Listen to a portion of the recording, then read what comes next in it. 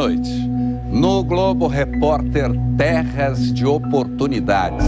Cidades brasileiras onde sobram empregos e faltam trabalhadores.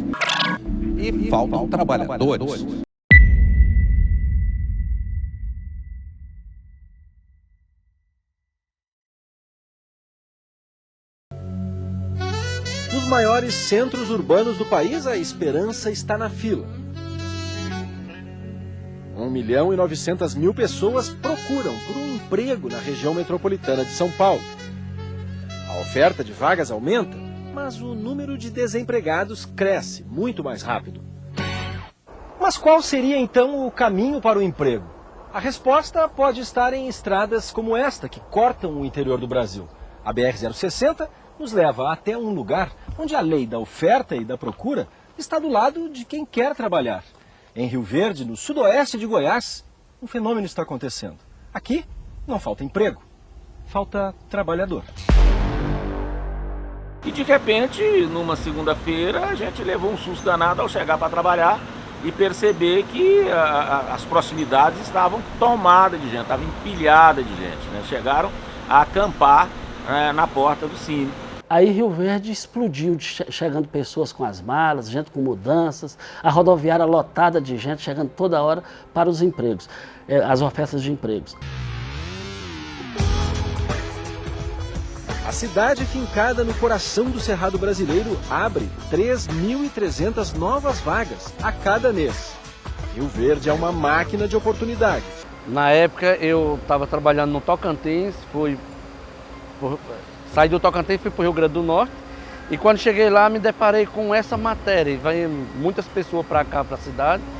E eu entrei, né, no MEI, que era em busca de uma qualidade de vida melhor para mim, para minha família. Na época da reportagem eu morava em Goiânia, né, e não tinha uma profissão ainda formada. Então eu fiquei em Goiânia um ano procurando emprego, depois que eu fiz os 18 anos, que eu fui dispensado do Exército, então eu fiquei procurando emprego em Goiânia durante um ano e não encontrei. E um dia eu estava mais meu pai assistindo televisão e nesse dia apareceu a reportagem no Globo Repórter sobre a cidade de Rio Verde, que precisava de pessoas para trabalhar. E como eu já estava um tempo procurando emprego, não pensei duas vezes. No sábado mesmo, no outro dia, eu fui na rodoviária, né? Meu pai até pegou um dinheiro emprestado com um amigo dele, a gente comprou a passagem e eu cheguei em Rio Verde no outro dia, às 10 horas da manhã, no sábado, um dia após a reportagem. No ano de 2004, a economia brasileira estava passando por um momento muito tenso.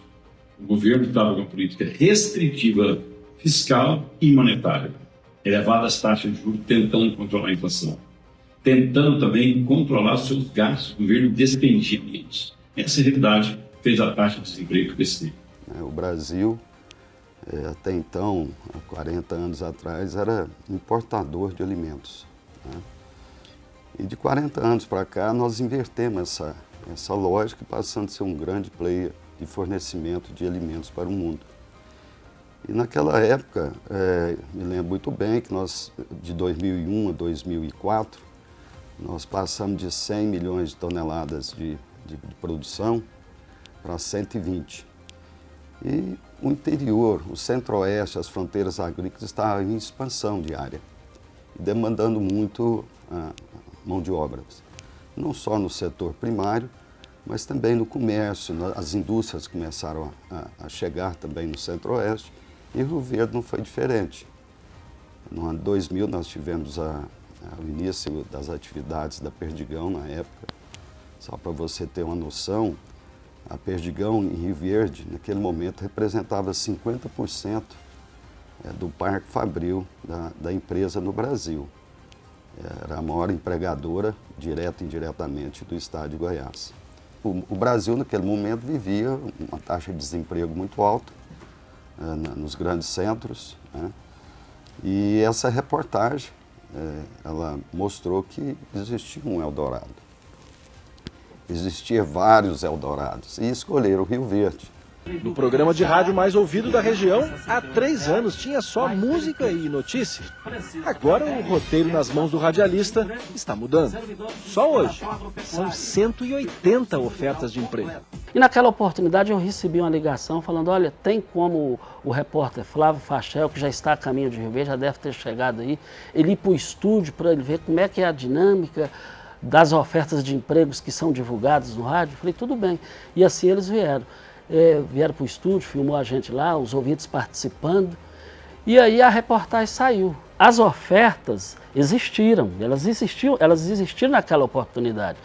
Só que não especificou, mas tem que ser necessariamente com qualificação profissional. Na ocasião, o CAGED havia divulgado no início do ano as informações de que das 10 principais cidades empregadoras no país, Rio Verde fazia parte das 10, era a 5ª na ocasião. Então eles resolveram fazer um Globo Repórter com as 5 cidades falando exatamente dessa oferta de vagas de emprego na ocasião. E Rio Verde, como era a 5ª, né, acabou também sendo selecionada para participar do programa. Então eu assisti o programa, achei meio exagerado o que foi feito no programa, e na segunda-feira eu pude confirmar esse exagero com a quantidade de pessoas que migraram do Brasil inteiro aqui para Rio Verde. O CAGED, de fato, mostrava um altíssimo número de anúncios, né, de vagas de trabalho, mas também mostrava um bom número, quase que na totalidade desse número de vagas, de desemprego, de desligamentos. Ou seja, havia, exemplo, em média 15 mil vagas, né, que foram ocupadas, mas 13 mil desses 15 mil foram desligados no mesmo ano. Então, o que isso significaria se fosse feita uma análise mais complexa dos dados? Significaria que, na verdade, não haviam vagas de trabalho sobrando em Rio Verde, mas sim o que a gente chama tecnicamente de alta rotatividade. Ou seja, aquele funcionário, aquele trabalhador, ele não se adaptou na função e não ficou nem um ano nele, foi desligado no mesmo ano da contratação. Quem trabalha na agência do Sistema Nacional do Emprego na cidade sabe disso. A imagem que se tem das unidades do Sistema Nacional do Emprego é essa aqui. Filas intermináveis de gente em busca de uma colocação. Mas no Cine aqui de Rio Verde existe ainda um outro tipo de fila, formada não por desempregados, mas por patrões, em busca de funcionários. Difícil de acreditar. De 10 em 10 minutos, tem vaga nova sendo oferecida. Nós deslocamos um servidor, né, da assessoria de comunicação para acompanhar essas gravações lá no Cine. Foi o jornalista Augusto, não interferir, mas acompanhar e ver o que se dava lá. E para nossa surpresa, de fato, eles queriam mostrar, né, eu lembro aqui, ó, o título do Globo Repórter que noticiou sobre essas oportunidades em Rio Verde, também falou sobre Garopaba, em Santa Catarina, e sobre Rio das Ostras, no Rio de Janeiro. E o título do programa era Desemprego, os caminhos alternativos do trabalho no Brasil. Ou seja, eles queriam mesmo mostrar que havia emprego aí. Ou seja, construíram também, e eu digo construíram porque o Augusto acompanhou essas gravações no Cine, e foram convidados diversos empresários, inclusive na minha dissertação de mestrado tem lá uma fotografia do Flávio Fachel, repórter, numa mesa com um monte de empresários. No próprio programa há uma fila desses empresários no Cine, mas isso tudo foi, diríamos assim, simulado. Como simulado? Esses empresários foram convidados a estar lá naquele dia, naquele horário, foram solicitados pela produtora do programa a ficarem numa fila em pé, fato que não acontecia cotidianamente, né? É só você ver quantos empresários vão pessoalmente a uma agência do Cine. É, no mínimo, estranho isso. Muitas vezes quem lida com isso é o recursos humanos, nem é o empresariado diretamente. Mas isso tudo foi construído. E aí a gente, né, nos estudos que eu fiz, inclusive teóricos, há autores que chamam isso de show, há autores que chamam isso de realidade construída mesmo, onde a mídia, o jornalismo e a televisão saem desse escopo do jornalismo, né, porque o Globo Repórter é um programa de jornalismo, se intitulava como tal, né, saem desse escopo para vender um produto.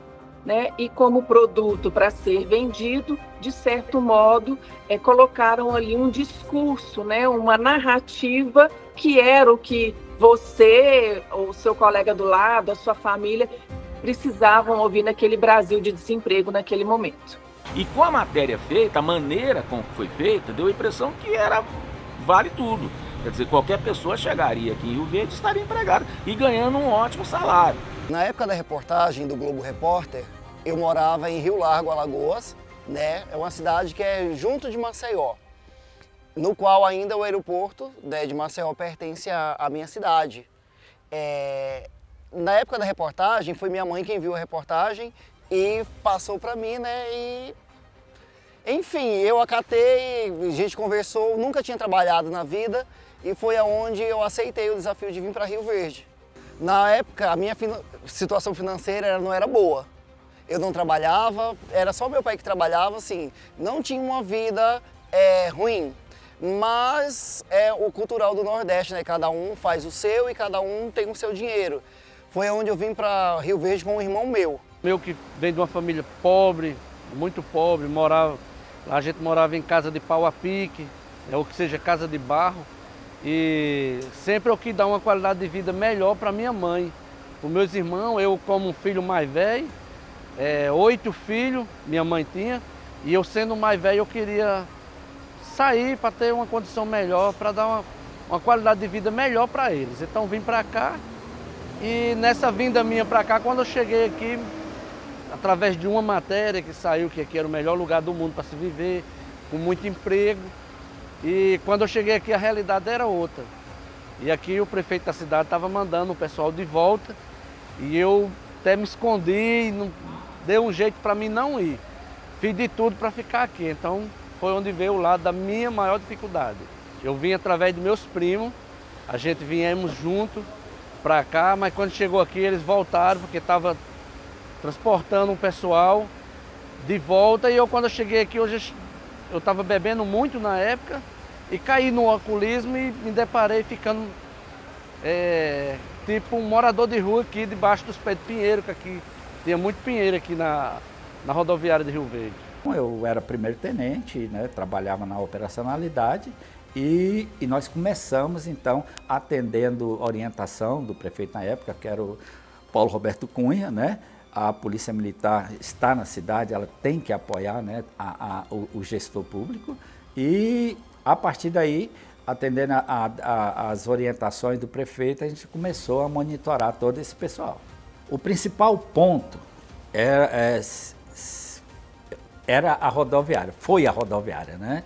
Por quê? Porque os ônibus vinham, mas vinham muitos mesmo, dezenas por dia queriam desembarcar em Rio Verde. Então a ordem era não desembarca, né? Então muitos voltavam no ônibus que chegava, já com escolta, já saía. Então a prefeitura bancava a passagem, né? Para que não houvesse prejuízo às pessoas que vinham e vinham intencionadas em busca de emprego, né? De certa forma, elas não estavam erradas, né? Mas só que a cidade não comportava, não existia logística para isso, não existia acomodação para tudo isso, né? Então, pensando no bem-estar das pessoas, pensando na questão de segurança, pensando na questão de vários fatores, né, que envolvem uma comunidade, uma sociedade, então não era viável, não era possível naquela época receber todo o pessoal. Então muitos ao desembarcar já voltavam para o ônibus e eram acompanhados até a saída. Foi um transtorno geral, porque o prefeito à época teve que agir muito rápido, manteve contato com o governador do estado à época, Marconi Perillo, com o prefeito de Goiânia, Pedro Wilson, e os contatos que ele tinha em Brasília também, junto a alguns ministros à época, e também com a Polícia Rodoviária Federal, Polícia Rodoviária do Estado, para que pudesse interceder as caravanas que estavam a caminho já de Goiânia. Isso foi o Globo Repórter passou, logo veio o final de semana e começou então a loucura. né?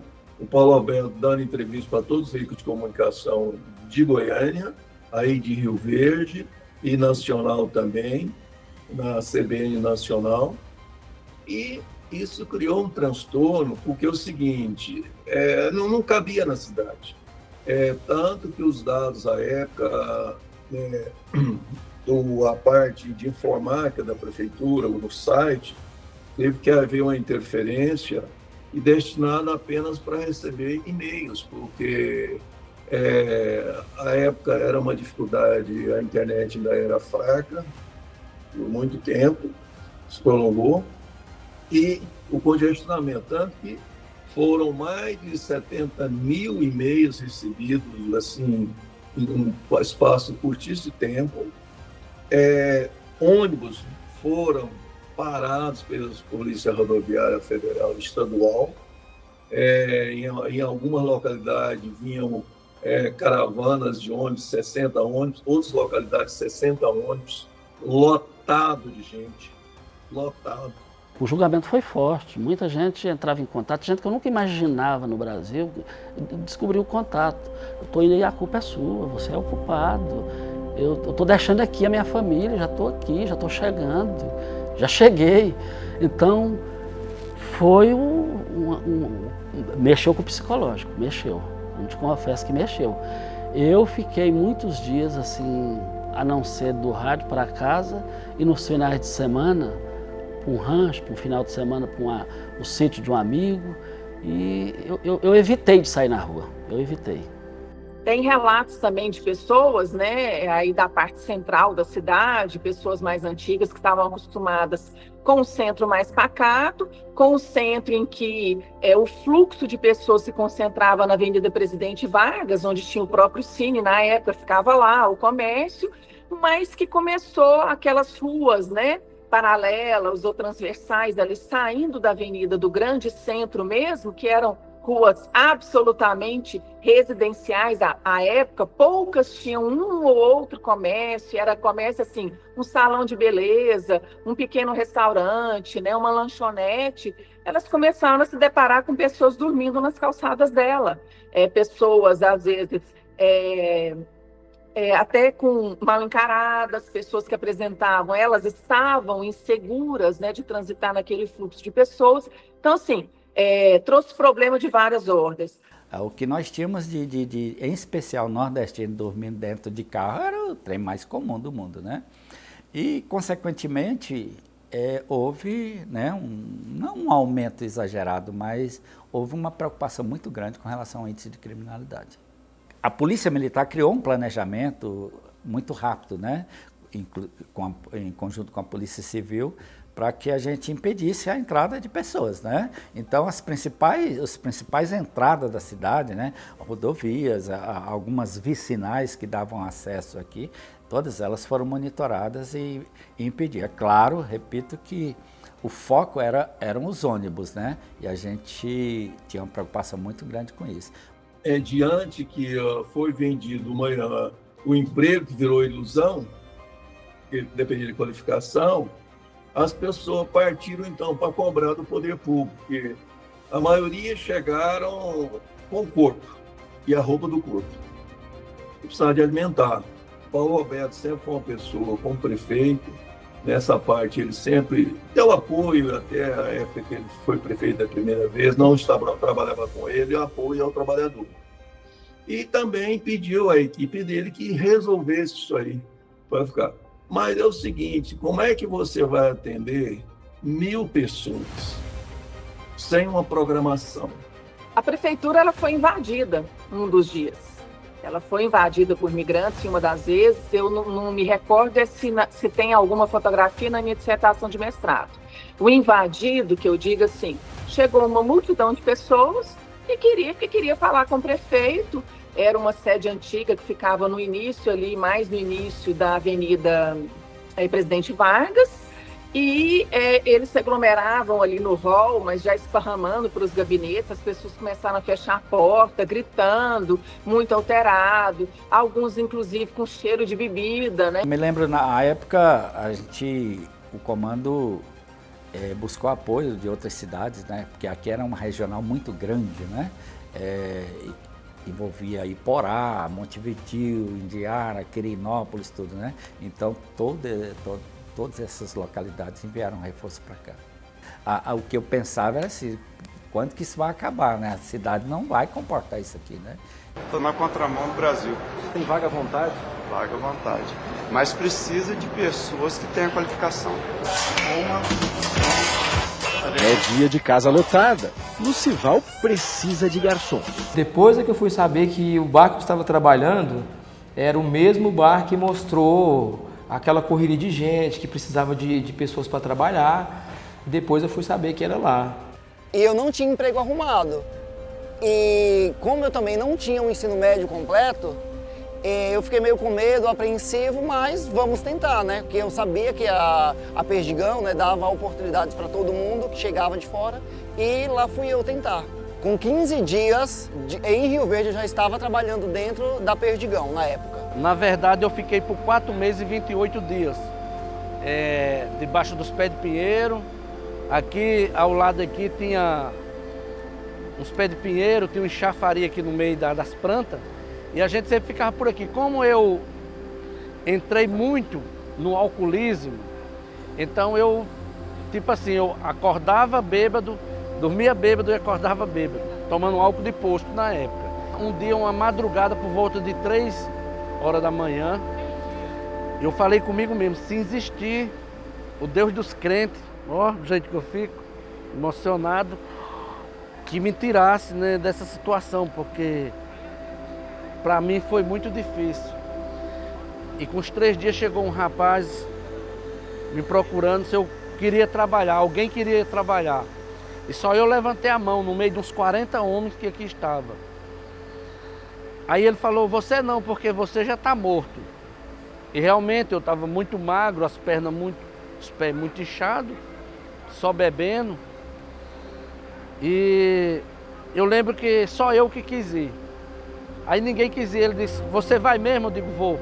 Eu lembro, não lembro muito bem, era numa fazenda que ficava por nome de Serra do Caiapó, município para lá.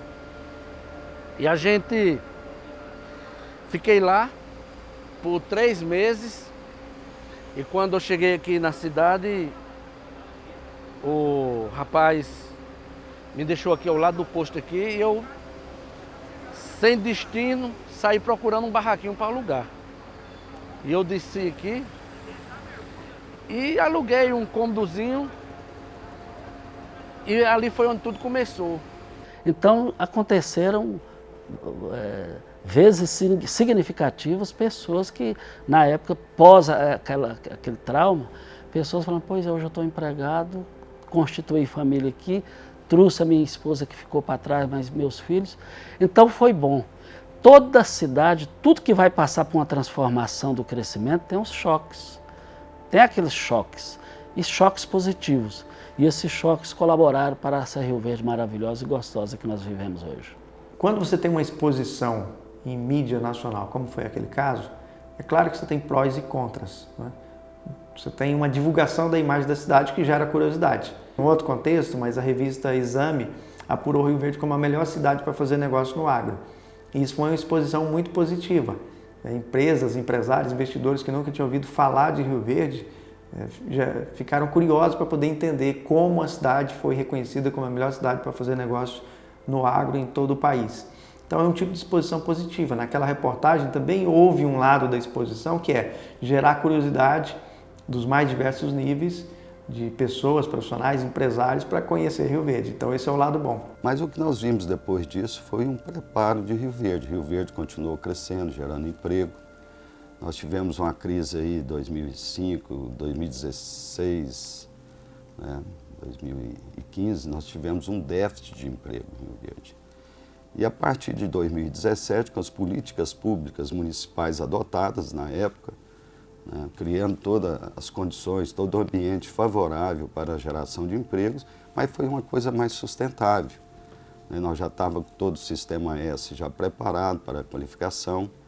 Né, Rio Verde, nós tivemos o evento aí da criação da plataforma ferroviária, que foi uma virada de chave muito grande, só nesse período aí de 2017 a 2024.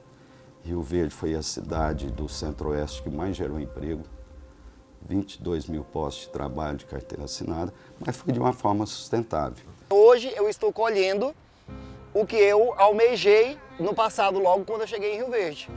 Eu creio, eu acredito, eu como educador, eu acredito que o conhecimento, ele abre diversas portas.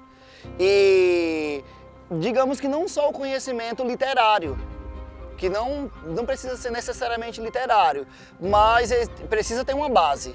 Precisa ter uma base. E se você sai do seu estado, sai da sua cidade, se você não tiver uma preparação, se você não tiver algo em que se espelhar, o que vai acontecer?